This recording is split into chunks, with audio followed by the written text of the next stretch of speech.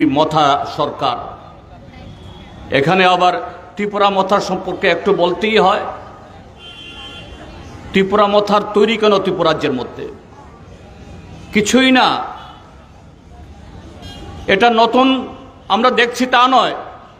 অতীতেও এই ত্রিপুরা মথার যারা আজকে নেতা, আমি সমর্থকদের কথা বলছি না, অনেক সাধারণ মানুষ তারা ভুলের ফাঁদে পা দিয়ে তারা কদিনের জন্য বিভ্রান্ত হন। কিন্তু আজকে যারা নেতারা, কি প্রদ্যোৎ মাণিক্য কিশোর বা এডিসিতে যারা আজকে সরকার চালাচ্ছে, তাদের পূর্বপুরুষরা কারা? অতীতে তারা ত্রিপুরা উপজাতি যুব সমিতি, আইএনপিটি ইত্যাদি ইত্যাদি বহু নামে বিভিন্ন সময়েতে তারা আবির্ভূত হয়েছিল। তখনও তাদের একটা উদ্দেশ্য ছিল বামফ্রন্ট বিরোধী, সিপিআইএম বিরোধী। বামফ্রন্ট সিপিআইএম মানে যারা বিকল্প কর্মসূচির হাত ধরে এই স্থল বেষ্টিত ত্রিপুরা, এই ত্রিপুরার্য সে রাজন্য কাল থেকে একদিকে এখানকার যারা পিছিয়ে পড়া ট্রাইবেল অংশের মানুষ, এদের জীবন সংস্কৃতি একেবারে তলানিতে, তার সাথে যুক্ত হয়েছে দেশভাগের অনিবার্য ফসল হিসাবে উদ্বাস্তু আগমনের পরে উপজাতিরা যারা এসছেন, এই দুটি অংশের মানুষের সাথেই তৎকালীন সরকারগুলো নানাভাবে ছিনিমিনি খেলা খেলেছে। বামপন্থী ফ্রন্ট সরকার সমস্ত সীমাবদ্ধতা, সমস্ত ধরনের অসুবিধার মধ্যে দাঁড়িয়েও এই ত্রিপুরাজ্যকে বিকল্প কর্মসূচির মধ্য দিয়ে সাক্ষরতায়, ভূমি সংস্কারে, মানুষের অধিকার প্রতিষ্ঠায়,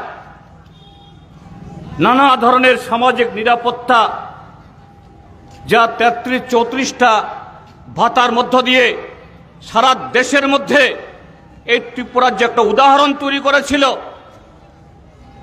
নারী নির্যাতন, সাম্প্রদায়িক সংঘাত ইত্যাদি তলনিতে নিয়ে এসেছিল।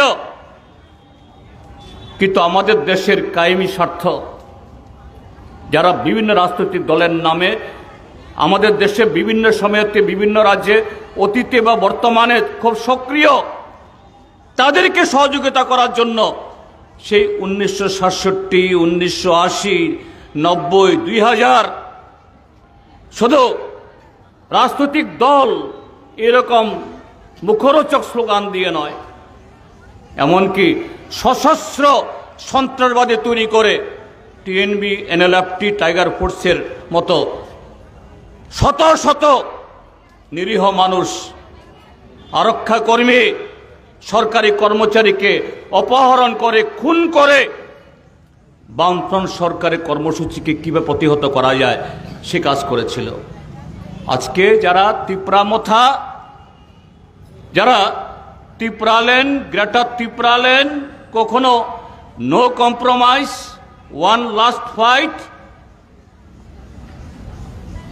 ওই দিল্লি জানা হোগা, এই সমস্ত নাটক করে জনগণকে ভাগ করে, ট্রাইবেল নন ট্রাইবেলকে ভাগ করে, শ্রমজীবী অংশের মানুষকে দুর্বল করে, তাদের ঐক্য শক্তিকে খর্বিত করে তারা বিজেপি তাদের যে কর্মসূচি বিভাজনের, লুটের, আজকে ত্রিপুরাজ্যের মধ্যে যে লুটের শ্রেষ্ঠ রাজ্য তৈরি করেছে, তারা সক্রিয়।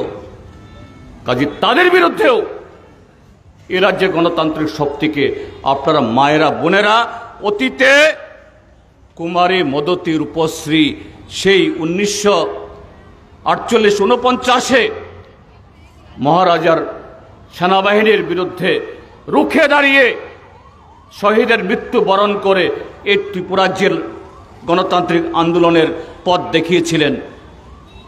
আপনারা সেই মায়েদের, কুমারী মদতী রূপশ্রী ঘটনাচক্রে এই মাসেই তো তার শহীদান দিবস আমরা কদিন বাদে উদযাপন আমরা করব।